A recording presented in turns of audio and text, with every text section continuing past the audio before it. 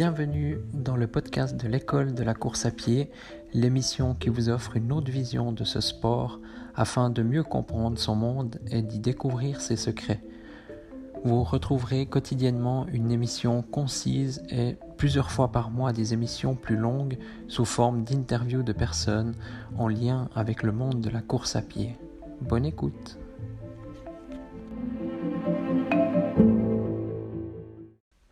Bonjour et bienvenue dans ce nouvel épisode.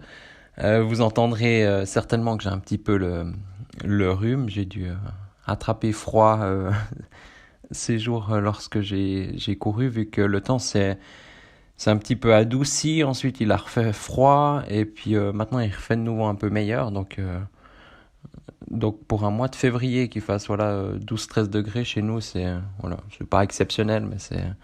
En tout cas, moi, je trouve agréable pour courir, c'est top, quoi. Alors voilà, vous m'excuserez, vous excuserez ma voix, vous excuserez beaucoup de choses, parce qu'aujourd'hui, justement, le thème de cet épisode de podcast, c'est justement ça, c'est je vous dis une fois pardon, je vous dis une fois excusez-moi, pour pas le redire, et d'ailleurs, je crois pas que je l'ai dit souvent durant le podcast, parce que je voulais un peu vous expliquer comment je crée ce podcast. Et puis aussi, j'ai pas envie de vous dire chaque fois pardon ou excusez-moi ou revenir sur mes termes à chaque fois que je fais une petite erreur ou je dis un mot faux ou il y a une petite hésitation ou tout d'un coup... vous entendez un bruit parce que je marche ou bien voilà. Généralement, je le fais assis, mon podcast. C'est vrai que j'aimerais bien le faire, mais plutôt, je pense, cet été en mobilité, donc un streetcast, donc marcher ou éventuellement en courant. Il faudrait voir comment ça se passe au niveau du son, si on entendrait trop que je cours ou bien voilà, ou si je suis trop essoufflé pour parler, on sera à voir. Mais surtout, pour commencer, je voulais vous dire que, par exemple, aujourd'hui, j'ai une liste de mes sujets de podcast, voilà, des idées. Et généralement, par exemple, aujourd'hui, je courais, j'ai une idée, tac, je la note. Et je note tout au long de la journée ou dès que j'ai une idée, je la note sur une note, donc sur mon smartphone. Et puis, donc après, je vous parle de ce sujet. Généralement, je prépare rien, donc je vous parle vraiment de ce que je connais. Donc peut-être, bien sûr, des fois, j'oublierai des choses ou peut-être un point important, je le dirai pas ou je le redirai une autre fois. Mais voilà, je voulais vous dire que c'est moi, que c'est naturel et puis je suis comme ça. Et donc j'appuie sur le bouton enregistrer. Et puis je parle d'une traite, je fais pas de montage aussi.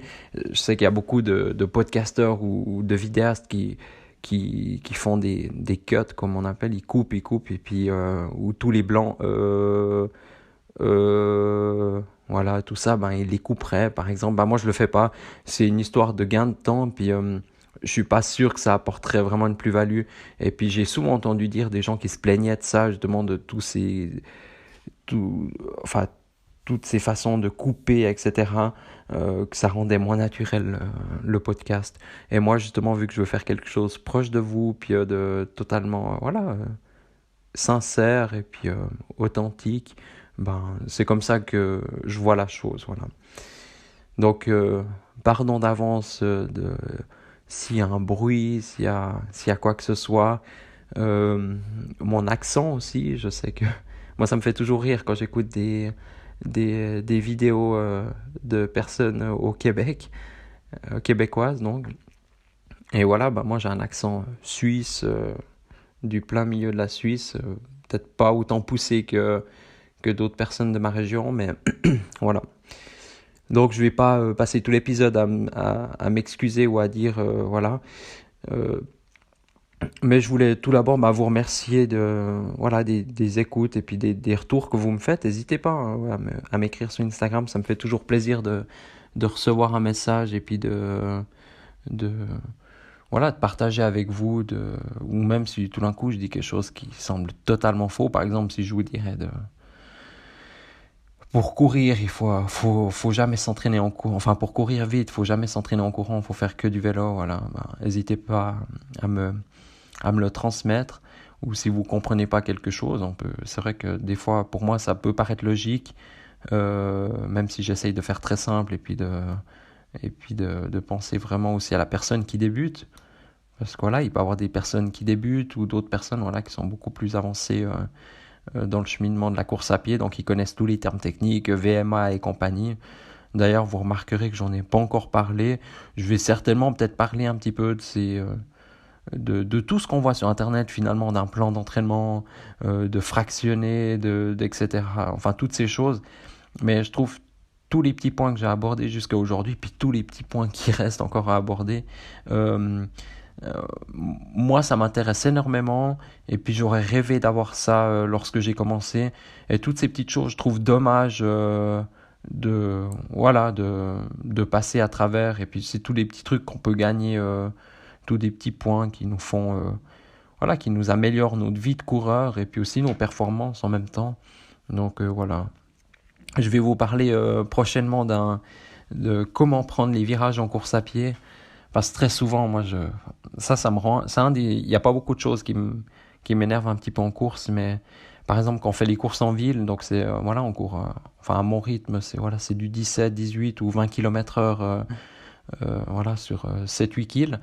Et quand on prend un virage à ce rythme-là, moi, des fois, il y en a presque qui s'arrêtent, pas qui s'arrêtent, mais qui sont tout d'un coup à 10 km heure dans un virage ou moins, alors qu'on était à 20 avant. Et, et voilà, c'est pas de l'efficience, quoi. C'est comme avec une voiture, si tout d'un coup on freine et puis on réaccélère, ça demande de l'énergie de nouveau de redémarrer.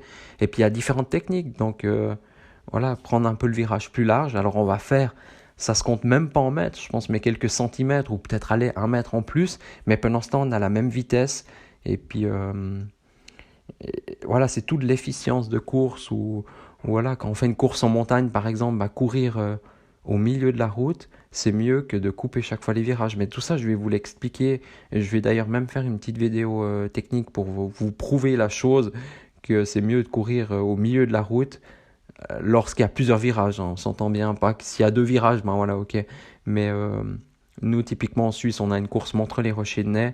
Là, il y a tellement de virages que au final, c'est bien de courir au milieu de la route. Donc, pour une question d'efficience énergétique, donc, et surtout aussi de vitesse, et puis une fois de plus, pas de kilomètres, mais de mètres qu'on gagne cette fois-ci, de ne pas couper le virage, de pas couper chaque virage. Voilà.